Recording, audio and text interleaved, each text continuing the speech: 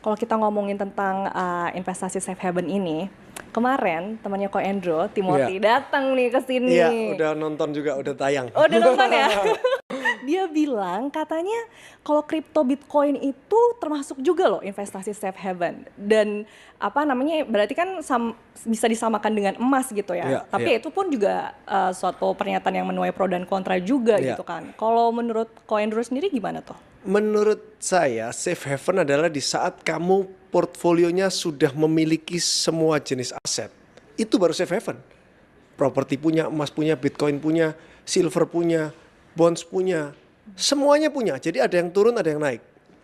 Kalau kamu cuma punya satu, misalnya cuma punya emas doang, nggak punya lainnya. Atau cuma punya Bitcoin doang, nggak punya lainnya. Pada saat itu turun, stres kamu. Bukan safe haven lagi.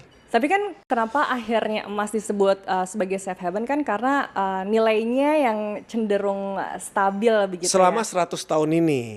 Kita nggak tahu 100 tahun ke depan gimana. Analisanya gimana sih perbandingan antara emas dengan kripto Bitcoin ini terkait dengan kategori investasi Oke, safe haven? kalau kita ngomong safe haven, kita kepinginnya itu kita aman sampai duit kita itu aman setidaknya 1 generasi lah. Kalau bisa 2 generasi aman. Jadi 50 sampai 100 tahun lagi duit kita itu aman, safe haven kan.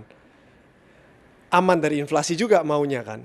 Kalau emas dari 100 tahun lalu sampai sekarang secara historical itu sudah terbukti naik terus gitu loh. Walaupun ada naik turun tapi secara ditarik garis lurus itu naik gitu.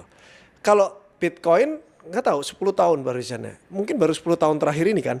Jadi kita nggak tahu 50 tahun lagi itu Bitcoin masih ada atau enggak. Kalau masih ada ya mungkin dia akan naik secara drastis ke atas gitu. Kalau nggak ada udah bukan safe haven lagi. Tapi alangkah baiknya kalau kamu punya emas terus sedikit